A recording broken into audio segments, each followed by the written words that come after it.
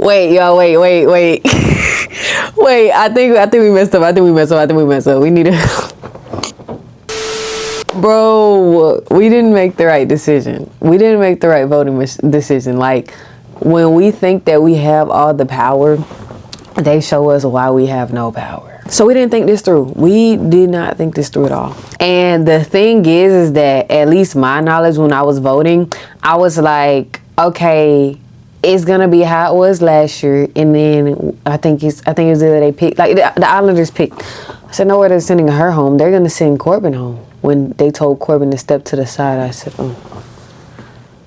oh, this ain't good. It's like, why did we put Gabe and Jen together? Jen also don't have no connections with nobody else, so it's like, it was the only thing that felt like made sense. I really regret my vote. Like, me regretting my vote feels like probably majority of, yeah, I'm not even gonna get into that. We have formed this opinion about Gabe as that he's very lustful and he's overly freaky and all he knows how to do is kiss. And I'm not gonna lie, I don't know too much about like his culture, but what I've taken from that episode is that, or it probably not even his culture, it's probably just him as a person, but I've taken that physical touch is just nothing to him, right?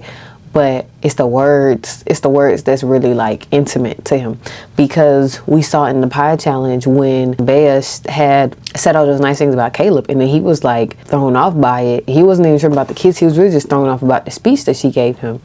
And that made me think like, oh, okay, maybe it's really the words that move him, but we're not able to see that because he can't express himself in English because that's not his primary language. I think now, like with the last conversation of him and Bea, then I realized maybe they talk to each other more in Spanish. Like once he told her like he can express himself better in well, I think he speaks Portuguese and Bea speaks Spanish, but it's kind of similar, so it's easy for them to understand each other. So him speaking in like his primary language helps him express himself better. So I think after that they started talking to each other more in their language, and I think that's why they weren't getting as much screen time. So to us it seemed very surface level, their connection. And you know it sucks because I feel like with the editors, you know, like they have some fast turnaround times. Like we're like, dang, how are y'all getting this out so fast? And I think when you're editing, you're trying to get edits out at a certain time frame, you're gonna do shortcuts and you're gonna be lazy. And I think one of them, they're being lazy. They're probably seeing them conversations, they're not airing it because they're lazy. Americans are so ignorant to anything that's not English, so that's just gonna get thrown, like them talking is just gonna get thrown to the side because somebody doesn't feel like translating it. Just how he was able to just speak so much life into her. I'm sorry y'all, I just not my camera. How he was able to speak so much life into her at the end, and just everything he said to her, like he was the only person that really can make her cry, because she was standing up there like, y'all don't cry, like I'm not dead. It gave me another perspective into how their relationship actually was. Could be wrong, but I think going forward for Gabe's experience in the villa is not going to be that good, because she was the only person who could truly understand him, and that is language wise. He doesn't have the best English. Everybody else who's going to come in there is going to speak English, you know. They're not going to really speak a different language, so I think he's gonna have trouble, and ultimately he's probably not gonna find somebody else, which would be good because they can go out and they can find each other. That was really sad. I hope I didn't make y'all cry. I shouldn't have started the video off being sad, right? All right, we're gonna get into the juicy stuff now. In my last video when we talked about this, I said that Kato was gonna laugh in Bryce's face. She did. She handled it better than I thought, but she definitely friends on him. I don't know what he was thinking. Definitely friends on him. I'm sorry, y'all. I still kind of like Bryce. I still kind of like him. He was boring to me at first, like definitely, but him being with Trinity has made me like him more, and I've seen his personality more, so I definitely am starting to like him more and more. And I don't know, like it's just something about him. Bryce gives me that he's like a very insecure person, and I think that whenever he doesn't feel secure, then he starts to get shaky, and he starts to like kind of self-sabotage himself in a way and try to look for, because I think it's very clear that Trinity likes him. So I think like he was kind of self-sabotaging, and we could see like with the conversation that him and Trinity had, it was more so about like when your race walks in, like even though he wasn't directly saying it, like he's like, your type, be for real. If a black man walks in, yes, you think that her head is gonna turn. So just say that. So we can see that race is a big issue for him, because he feels like I'm not her normal type. So when her normal type does come in, is she just gonna like boom, be gone? Or does she actually like me for me? Or is she just staying with me because that type hasn't come in? It's hard for me to dislike him, like, but I will say I dislike Zach. I don't know. I dislike Zach. Charlie 2.0, you can get about. It's like y'all say, like y'all speak about a lot on the internet how like Anaya gives Melanie like terrible advice, and just Anaya gives people horrible advice anyways. But I feel like y'all aren't giving enough smoke to Zach, because Zach gives terrible advice. It's like Bryce will come to Zach and then like open up to him about it, and it's like, oh, yeah, she doesn't like you. The personalities, what are you saying? Like one could be say like, she doesn't get you. Like, we have more fun when it's me, you, and Kata. It's like what? Don't even get me into him. But like, and then like Zach is kind of just like really, that's why I'm shocked. Hold on, because that's why I'm shocked that in the pie challenge they said that Zach is the one who's not gonna talk, who's gonna stand up for you behind their back or whatever when somebody's talking behind your back. But literally Zach is the gossiper. So what are we really talking about? What are we really talking about? So Kenzie's getting on my nerves for real, because the way she's acting about Corbin is like, it's giving you definitely did something under them covers. I said that last video. I said the way she was acting towards Melanie, like, I know how girls act. Like, once, like, it doesn't even have to be the full-on act, but once you do something intimate besides kissing, that's when girls start to get real weird about that man. That's when they start to get really weird, and that's what she's showing. She's showing that they did something. Now she's like, oh wait, hold on, I don't want nobody to have him type of beat. It's like Kenzie's having her way with Caleb. We see like Caleb is the obvious choice. So it's like her like, oh, he's pulling everybody, he's kissing everybody, and like da-da. Like, first of all, and I hate to even take up for Corbin, but he has to kiss Kata. But now that since him and Kenzie has been coupled up, he's only asked to kiss Melanie. Or maybe I'm missing something? So the talk with Melanie and Sincere felt like really weird, because the thing is like, I can't, like, I really did like Sincere. I really did like Sincere, and I don't like him anymore, because when I don't like when a man lies, or like when a man is just like, when you can tell he's very manipulative. And I believe so much that he actually likes Melanie. Like, there's no doubt in my mind that he likes Melanie. But the thing is, it's like the way it's like, you sit there and you pillow talk with Melanie and you say all these things to her and da da da da. And then you go back and then you show the opposite. It's giving you want to have your cake and eat it too. But he did say in his intro, he said, yes, I have 2 wandering eyes. So I don't think that man I think that's a terrible man. It's like, did we not learn from Cordell? Like, you're making breakfast for 2 women. But the thing is, I give Cordell, at least he walked up in that dressing room with both plates. Sincere over here trying to be sneaky and give Soul the plate at the kitchen. Like, if you're gonna explore, just explore, but don't be feeding Melanie these lies. And what I'm hating right now is like, I'm not going to take away anything that Melanie has done to that man too. Like, Melanie's not completely innocent, but I will also say that what he's doing is way worse than what Melanie did. And what I hate is that because she kind of messed up first, she feels like everything is her fault. When she peeped that he gave her that breakfast, Melanie's stare was crazy. I felt that stare through the TV screen. Hey, Sincere better watch who he messing with. That's all I'm gonna say. He better watch who he messing with. It's like crazy, because like Sincere would say all these things to Melanie, and then he's sitting there talking to Bryce, talking about something. He would be happy whoever he couples up with. Like, it's kind of like, it's like almost saying like it's like a 50-50 type thing. Even though that didn't directly come out of his mouth, he didn't deny it. Like, Bryce was like, yeah, so like 50-50. And then he responds with, yeah, like it's about the same. But I am tired of like the backtracking with Bryce. Like, I did say I like Bryce, but I am tired of the backtracking, because like, if you didn't get friend zoned by Kata, like, would you be having this energy right now? Like, when he was talking to Trinity and he was like trying to reassure her and everything, and it's like, would you be having this energy had she not rejected you? And that's something that's not sitting right with me. So that's why I'm kind of wanting, like, yes, I hope they bring in a bombshell for Trinity, so she can explore other options, because quite literally, Trinity hasn't explored anybody else, and that's because nobody else wants her there. Same story with Anaya. Like, nobody else there, they don't want them. I just hope, because there's gonna be other girls that walk in, and then Bryce is gonna just probably jump at them. I don't know, he's just not making me feel like stable. Like, and I don't want Trinity to get hurt, because I see that she really likes this man. I don't know, I just don't trust him. But then again, what man do I trust? Moving on to Kenzie and Corbin. I feel like Kenzie and Corbin's conversation was kind of pointless.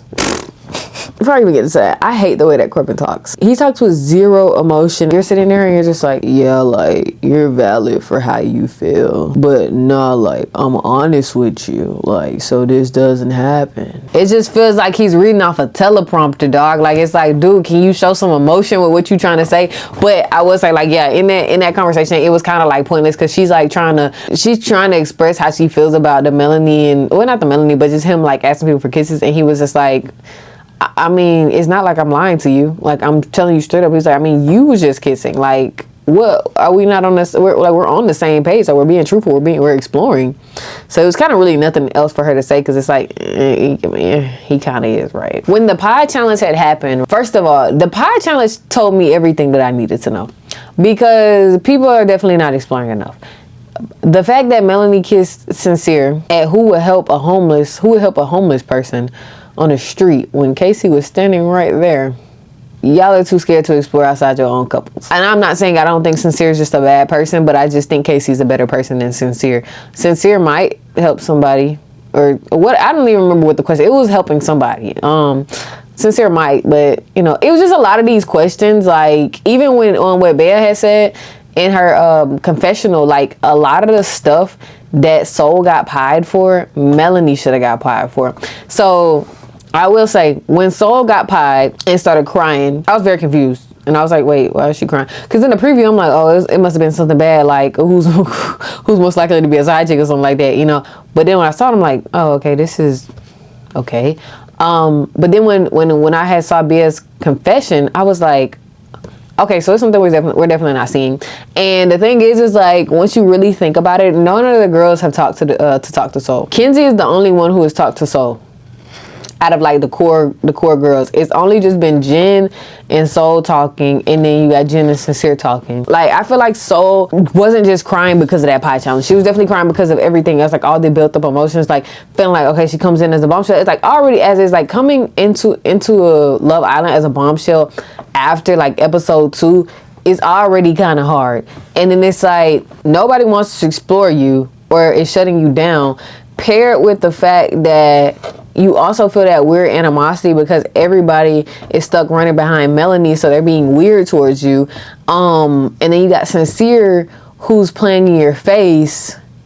I don't even think, like, yeah, Sincere's telling her sweet nothings and then running to Melanie and saying the same thing. Like, Sincere and Soul will be in Soul Ties kissing, and then Sincere will leave Soul Ties, say his little 1-2 to Melanie, win her back, and now they hugging and kissing. And I will say that, and I'm not even trying to push this mean girl narrative that everybody's pushing to Melanie, but I did think it was pretty nasty to scream, I got my man back. And that's why you're not with the man anymore. Like, you see how things come back to bite you in it. Like, do you see how what comes around goes around? You know what I'm saying? Like, that right there is, that right there, I don't like that. I don't like that at all, because this is a show where your man is gonna get took, unfortunately. You know what I'm saying? Like, or your girl is gonna get took. So you parading that just made me, like, me thinking of that once she started crying and once everything, because I was like, when she cried, I was like, okay. But then when we saw in the next clip, she was still crying. I'm like, this is a little, it's something going on in that villa that somebody's not talking, that they're not showing. So let's get to the recoupling, because I feel like, yeah, this episode really didn't really give much, in my opinion. To me, this is the episode that's about to start everything else for the next couple of episodes, like all the drama and stuff. Not gonna lie, like, even after, like, so with episode 8, I already had regretted my decision to put Soul and Sincere together, because we had already voted at this point. With this episode I'm talking about now, episode 9, I definitely regretted it even more. But the thing is, we might be able to show Soul and Melanie, they both gonna be able to see the horrible man that Sincere is. And I must say, like, I'll say something nice about Sincere. I will get back to the recoupling part. The fact that I think what makes it so hard to leave somebody like Sincere alone is because he seems like he's genuinely, like, a nice person as a friend, you know what I'm saying? But as a lover, that's where things get a little twisted. But I think as a friend, I think he's very kind and he's very thoughtful and he listens. And he also knows how to reassure. He's very good with his words. So I think that's what kind of would make it hard for somebody to leave them. Like, you see how he was, like, comforting Soul and stuff, and like, it's like, you know, he barely knows her. He's comforting her. So I will give him that. I will give him that. We know how the votes went. I don't know. I didn't think Sincere was gonna have a happy feeling about this, because I mean, like, he obviously can't act like that in front of Melanie. But Melanie's speech at the recoupling, I mean, at the thing, it didn't move me. It didn't move me one bit, because it was like, you're talking about, oh, like, I'm done fighting him. Girl, you're fighting for him. Like, girl, you're gonna be with that man the next episode. You can't get off that man. Like, you're stuck on that man. And now Sincere, like, it's puts in Sincere, like, her